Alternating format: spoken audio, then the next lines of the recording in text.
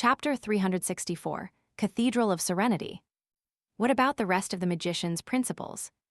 As Klein idly leafed through the newspaper he had finished reading, he thought about the issues that mattered most to him. He had already considered one point before, and that was the difference between having an audience to cheer for him and not having one. However, just this alone didn't seem sufficient. With this thought, Klein's thoughts ran wild as he inexplicably thought of something. When I was still a seer, being recognized and praised as a true fortune-teller would give me a feeling that the process of digesting the potion had become faster. After I concluded the seer principles, I began to believe that there was no direct correlation between the views and feedback from others, and that they were merely expressions, nothing substantial. If I act well enough, I would naturally be acknowledged, and my digestion would naturally be faster.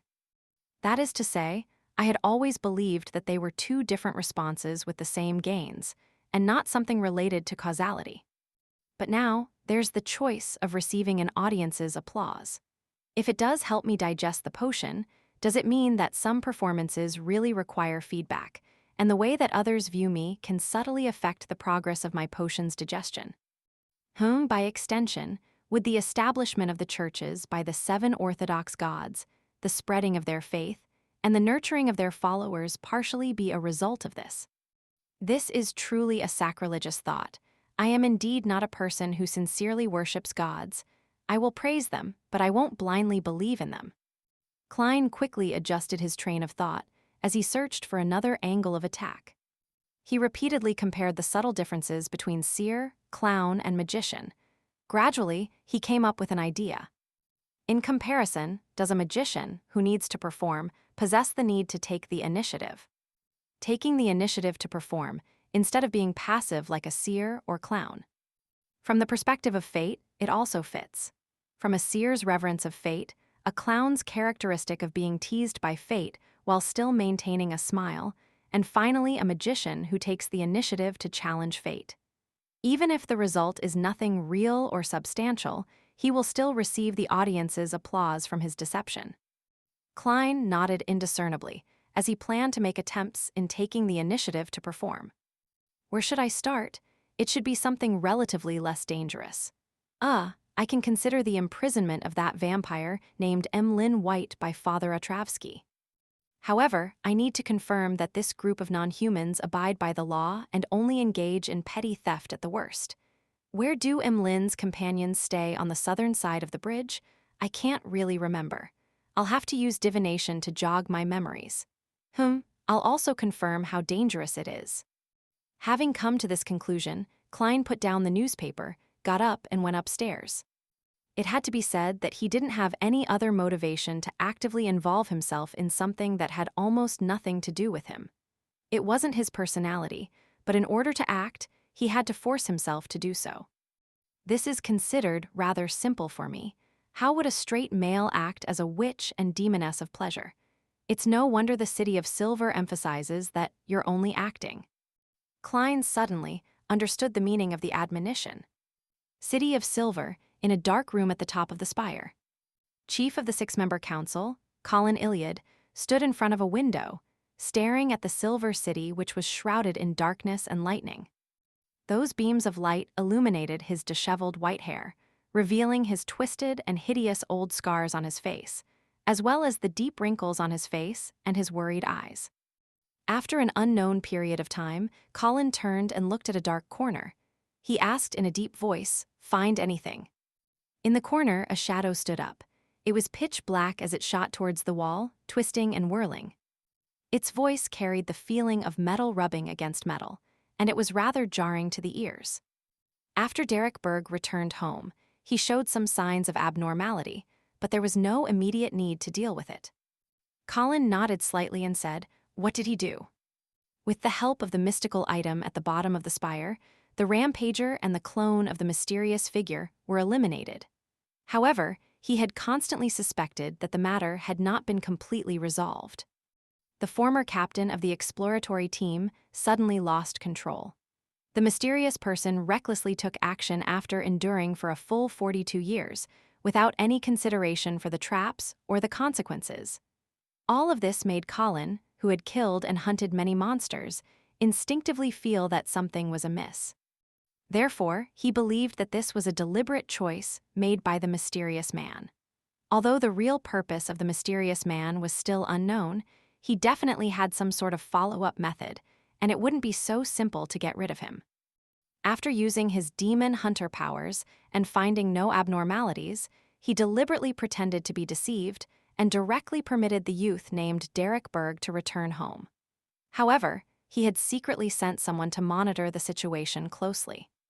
This was completely different from the detention and observation method which Colin had used in the past.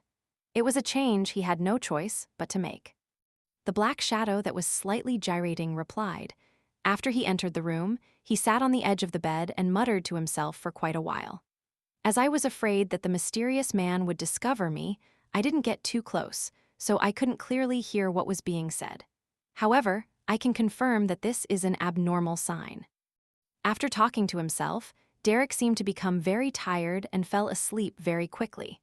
But after a short nap, he suddenly woke up and conducted a ritual. I suspect that his mind wasn't lucid while doing so and that he was controlled by the mysterious man. By the way, the ritual had elements of a secret deed. Colin pondered for a while and said with a solemn expression, "As expected." Perhaps he was communicating with his main body via this method. What exactly is his purpose? Why did he spend his 42 years at the bottom of the spire in peace? The black shadow naturally couldn't answer this question as it continued.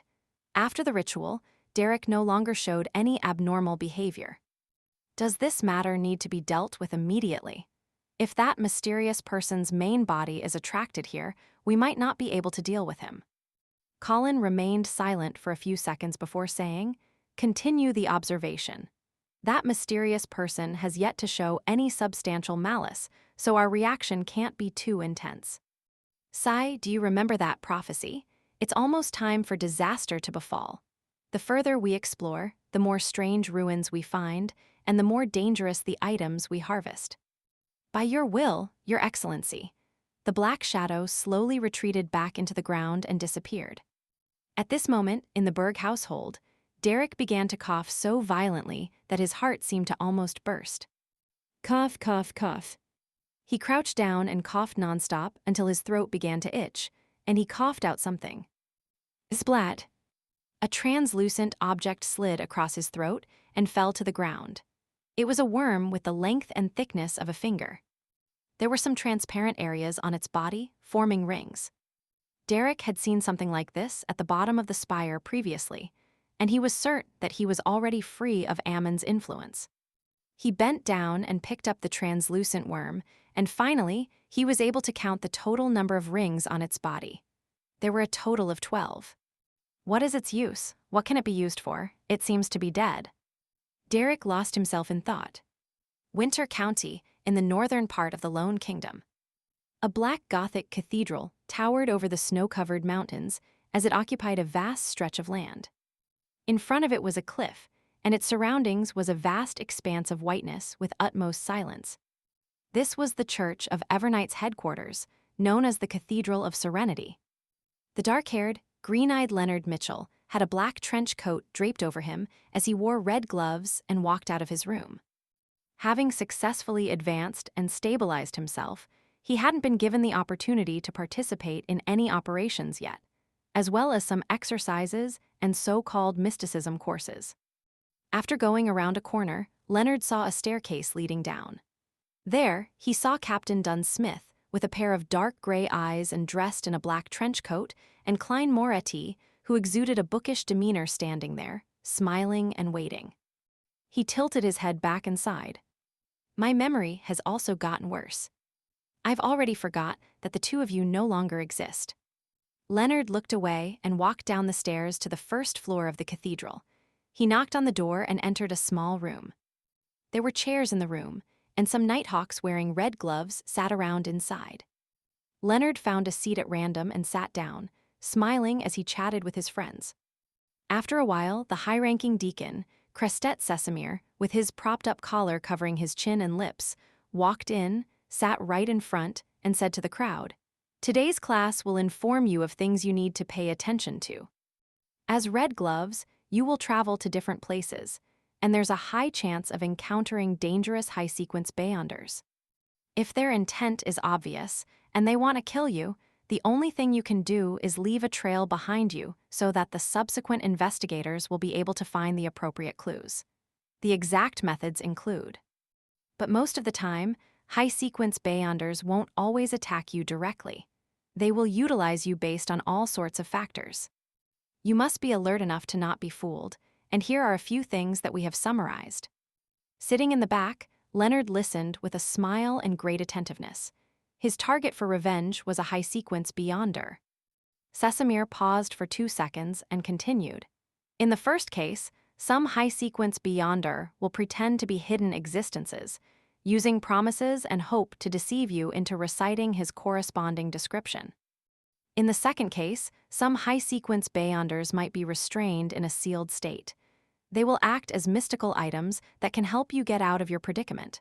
For example, a magic lamp that can grant you 3 wishes or a wishing pond. The third case is for a high-sequence potion named Parasite. They often claim that they have lost their bodies and can only survive together with your spirit body. They can only rely on you and will not harm you. They will then give you knowledge, formulas, and all sorts of benefits, hoping that you can become powerful so that you can one day help him reconstruct his body or take revenge.